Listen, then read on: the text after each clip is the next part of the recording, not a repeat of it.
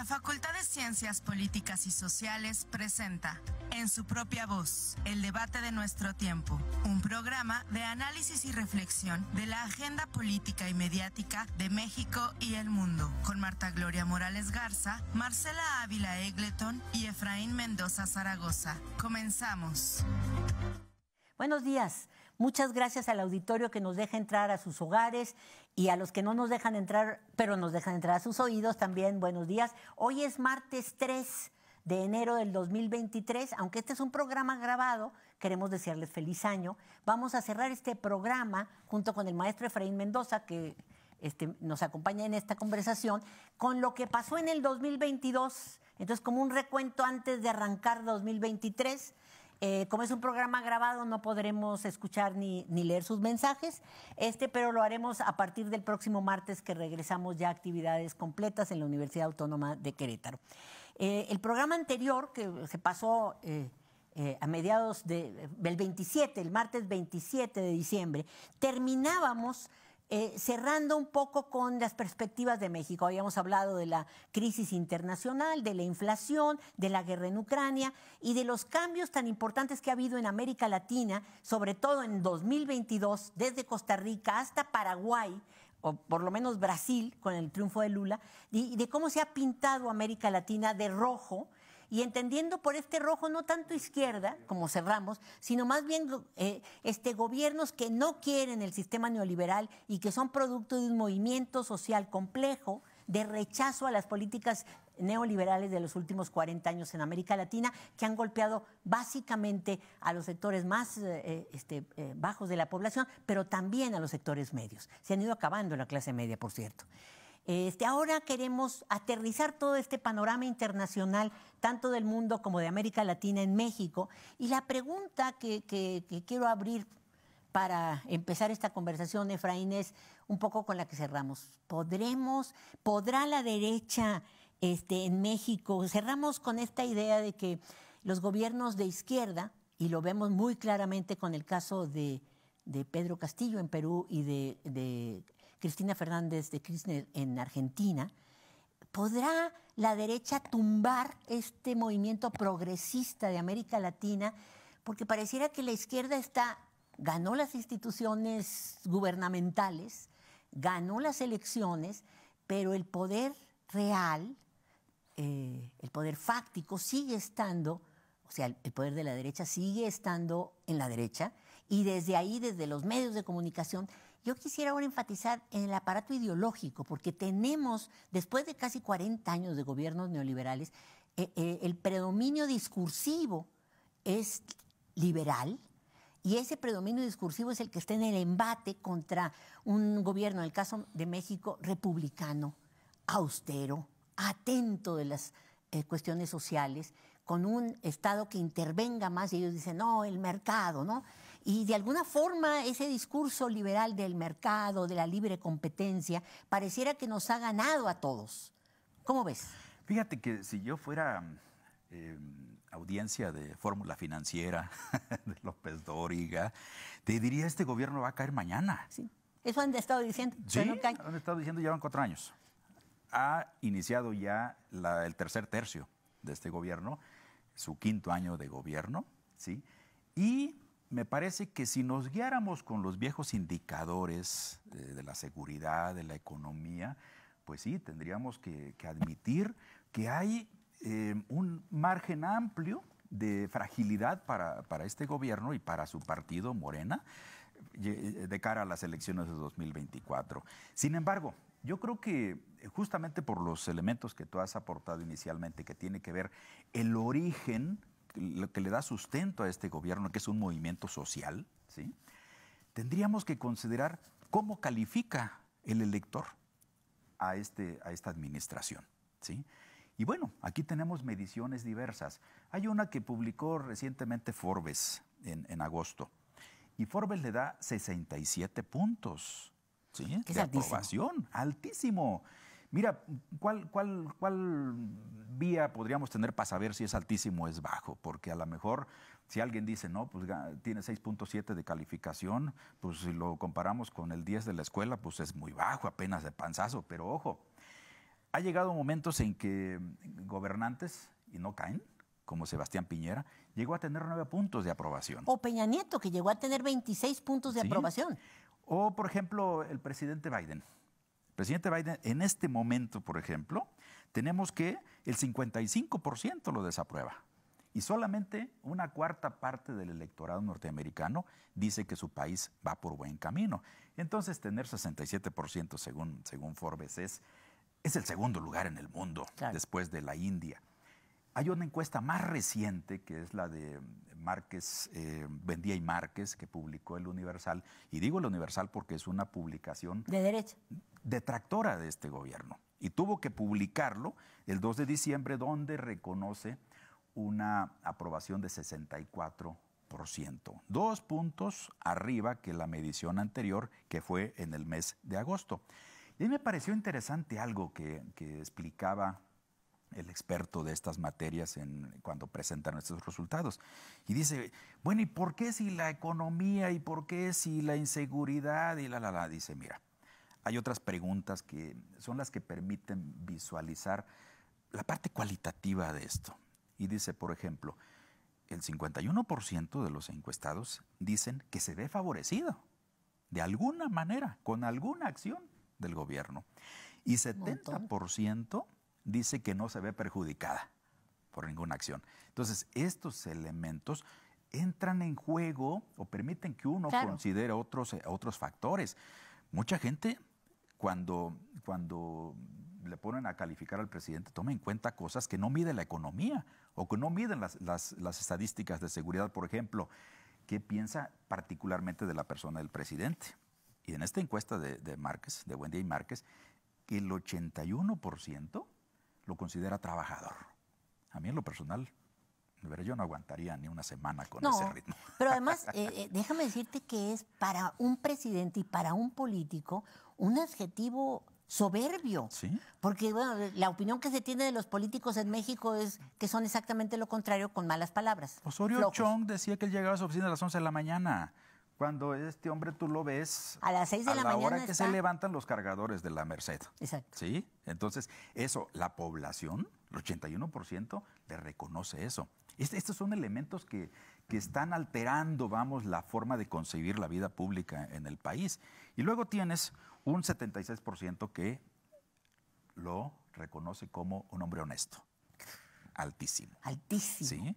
Y un 66% dicen que su persona encarna un cambio, sobre todo porque tiene un estilo de vida sencillo, contra la imagen que durante todo el siglo XX vimos de políticos ostentosos. O sea, no solamente no tenían un nuevo estilo de vida sencillo, sino ostentaban el disfrute de privilegios. Entonces, esos otros aspectos entran en este juego que los analistas del coro mediático del viejo régimen no toman en cuenta y que siempre vienen y descalifican diciendo que Obrador no tiene ciudadanos, tiene seguidores o borregos o acarreados. No, vamos siendo serios. Son los votantes, punto. ¿Sí? Y esos votantes definieron quién gobierna. ¿Sí? Y definieron, al votar esa opción, también definieron su enfoque de país. Claro. ¿Sí? Incluso una noción que constituye en gobernar desde la confrontación, ¿sí? Desde mostrar permanentemente la diferencia. Por eso el presidente cada rato dice, no somos iguales, aunque todo el coro mediático se desgañite diciendo que son iguales. Y la evidencia está en que esa opinión no permea entre la población. Y esta encuesta de Buendía y Márquez lo demuestra con toda claridad. Y yo diría nada más, sí, la derecha tiene todo ese conjunto y buena parte del aparato judicial, lo tiene todavía bajo control, ¿sí? Pero veamos rápidamente, en el caso de Querétaro. Querétaro es el estado de la República entre los 32 con más baja aprobación para el presidente de la República, pero tiene más de la mitad de la población que lo aprueba. ¿Sí? Esto es fundamental y si lo consideramos frente a Biden, por ejemplo, nos damos cuenta que en Querétaro, el estado más anti-AMLO, Tiene 53% tiene una aprobación superior a la media que tiene el presidente de Estados Unidos en toda la nación. Claro. Entonces, esto nos habla pues que difícilmente, a menos que ocurra una catástrofe, la derecha podría tener capacidad efectiva de disputar la presidencia de la República en 2024, que está haciendo todo por conseguirlo. Así es, pero también la derecha ha tenido grandes dificultades porque no es fácil. Si es difícil que la izquierda se aglutine, yo creo que lo es más la derecha. ¿Quién sabe? Y sería un cuento largo de contar, pero dos cosas que me parecen muy interesantes de lo que dices. Primero, esta incapacidad hasta ahora de la derecha para aglutinarse creo que tiene que ver con dos problemas.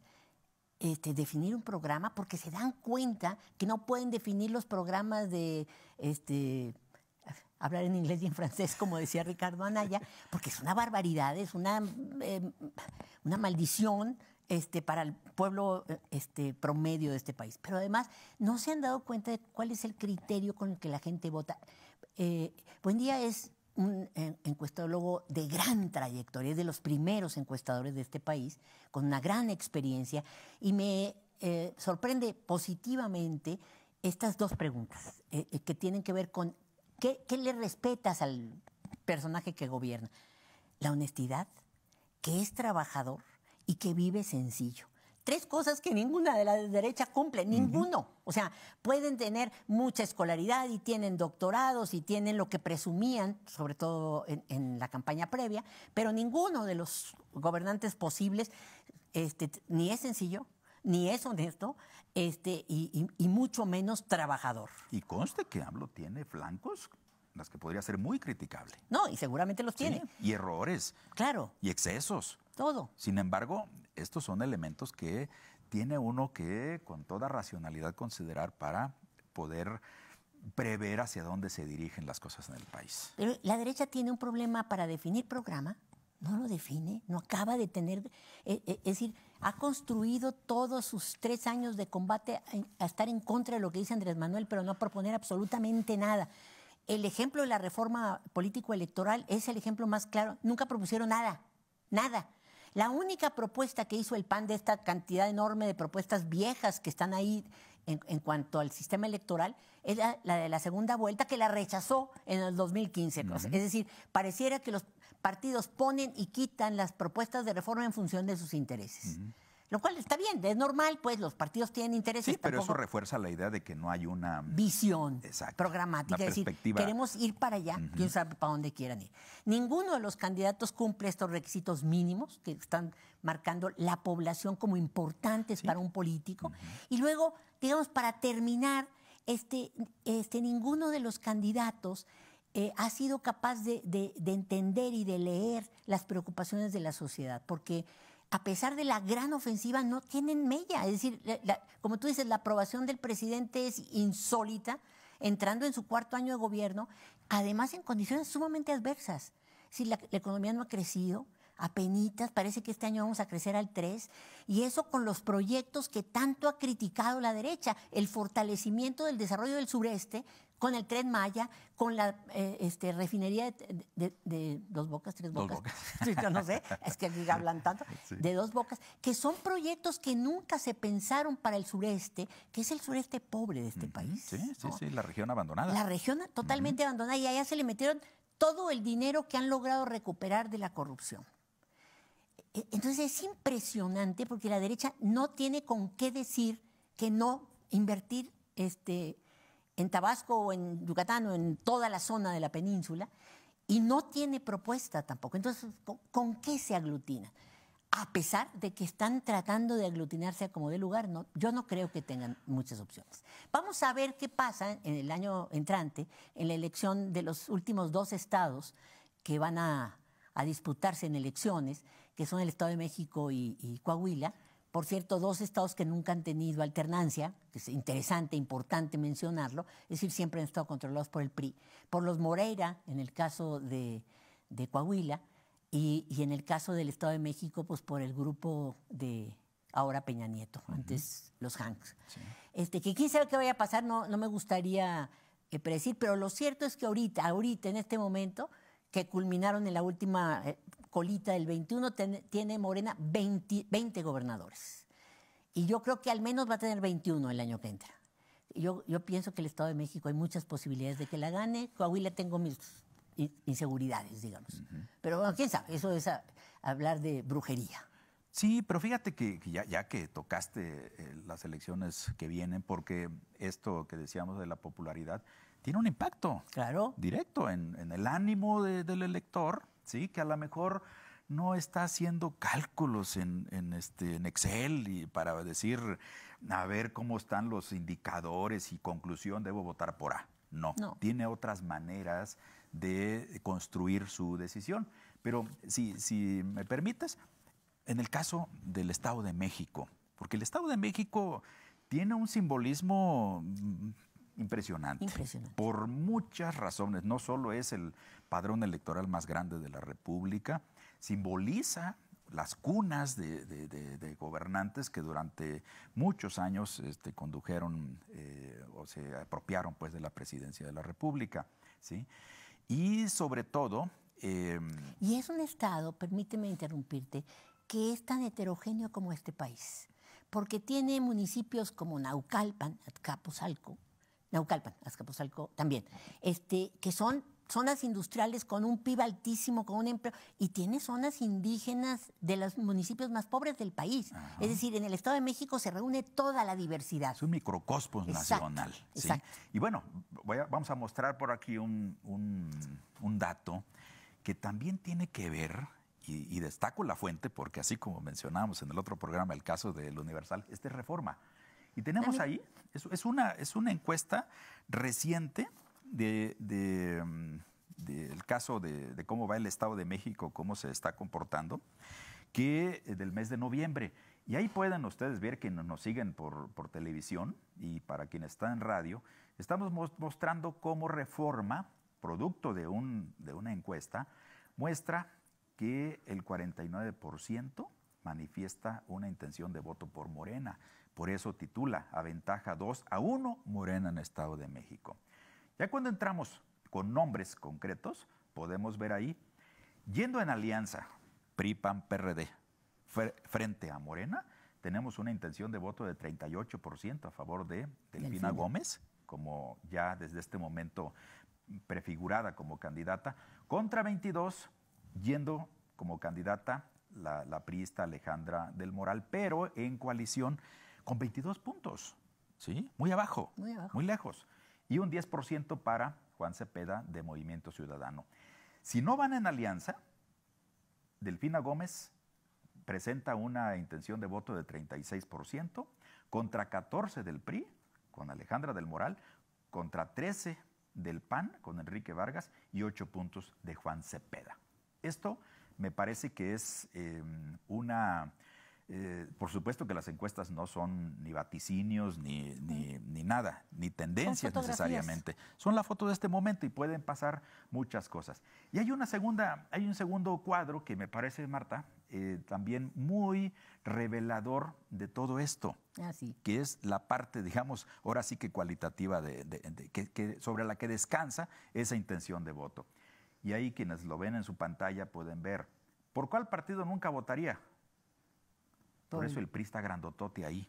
Por el PRI pero nunca en sentido negativo, 42%, nunca votaría por el PRI. Ese es el tamaño del voto duro anti-PRI, ¿sí? Luego tienes... Es impresionante porque fue el otro partidazo, ¿no? Sí, el único, ¿sí? Morena, por Morena no votaría nunca 17%. Por el PAN no votaría nunca el 13%. Y luego hay un conjunto de aspectos que van midiendo el contraste entre estas tres más importantes fuerzas políticas. Y ahí lo tenemos. ¿Quién de estos tres partidos beneficia a los que menos tienen? Morena, 57%. PRI, 13%. PAN, 4%. La imagen que se tiene del PAN de niños ricos que nunca voltean a ver. En esas zonas industrializadas, poderosas, que en algunos casos podemos decir que tienen PIB arriba de China, ¿sí? Sí. Y con zonas indígenas, ahí tienen ustedes a la vista cómo se considera al PAN como el partido que está más lejos de una política pública que favorece a los excluidos históricamente. y a Morena como el que más beneficia a los más calificado pobres, en ese sentido. Luego tenemos quién se preocupa más por la gente. Es una idea vinculada a la anterior. 50 ubica a Morena en ese punto, 15 al PRI y 7 al PAN. ¿Quién maneja mejor la economía? Increíble. Es increíble, ¿sí? ¿Por qué? Porque la gente no lo mide en función de numeritos. No, ni del ¿sí? PIB, ni nada, es de cuánto entró para comer. De cómo te está yendo. Exacto. ¿Sí? Y 44 dice que es Morena el que maneja mejor la economía, contra 15 del PRI y contra 7 del PAN. ¿sí? Pues el PAN podría irse a su casa, ¿no? En el Estado de México está claro allí. ¿Quién le ha hecho más daño al país? Morena 15, el PRI 54, ¿sí? Y el PAN 8%. ¿Quién roba más cuando gobierna? La última cuestión, ¿sí? Morena 10, PRI 50 y el PAN 7%. Entonces, no digo yo que... Esas no son malas noticias para el PAN, pero sí el PRI está fulminado. Yo creo que también este tipo de razonamientos entran en la conversación cuando están disputando las alianzas. O sea, ahorita el PAN no ha declarado con claridad si va en alianza con el PRI. Yo creo que en parte por esto, o sea, el PRI en el Estado de México, porque esta es una pregunta sobre el Estado de México, no sobre el país. Sí, solo sobre el Estado de México. Claro. El PRI carga con un fardo impresionante en el Estado de México, a pesar, quiero decir, que el gobierno de Del Mazo no ha sido tan peor, no ha sido de los peores. Ha habido peores, el de Peña Nieto.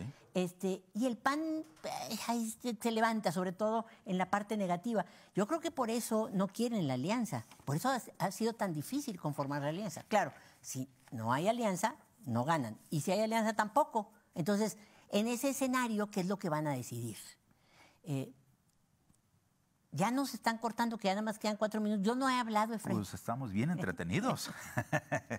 Fíjate que yo creo que antes de ir cerrando, antes de que cierres, yo creo que hay 3 hechos en el año 2022 que vale la pena tener en cuenta y que tienen que ver con lo que pasa particularmente en el Estado de México como microcosmos, no así Coahuila, por ejemplo. No, ¿sí? Y que tiene que ver, uno, con el ejercicio de revocación de mandato del mes de abril, Claro. donde, según el dictamen del INE, participó casi el 18% y donde, entre los que participaron, 92% votó por la continuidad del presidente de la República, Andrés Manuel López Obrador. Luego tenemos las elecciones del 5 de junio, donde de las 6 gubernaturas, 4 se las lleva Morena, una al PRI y otra al PAN. Todos estos son, vamos, las piedras que explican esta ruta. Y tercero, las marchas del mes de noviembre. ¿sí? Espectaculares. Esas marchas también pudieron, por primera vez la derecha entra al terreno que ha sido o que había sido el terreno donde el actual presidente de la República demostraba su músculo. Pero el presidente de la República pues convocó a una marcha posterior para conmemorar los 4 años de gobierno, el inicio del 5º año. Y bueno, a la vista está la capacidad de convocatoria y hasta la inquietante imagen de un presidente de la República. Yo llegué a pensar como cuando la Virgen del Pueblito la llevan en procesión, que ya no va sobre sí, sino va en andas, ¿sí? Porque era un río humano impresionante. Impresionante. Pero además, la imagen que la tenemos. certeza, o sea, yo me pregunto cuál de los candidatitos que andan flotando de posibles alianzas para el 2024 se paran ahí. O sea, la certeza que tiene él, más allá de los errores, en fin, de muchas cosas que pudiéramos criticar, la certeza que él tiene de que no necesita ser protegido y que puede ir con el pueblo porque el pueblo lo apoya, porque él ha hecho algo por el pueblo. Sí. Era una fiesta, ¿eh? Tengo amigos muy queridos que estuvieron en la marcha.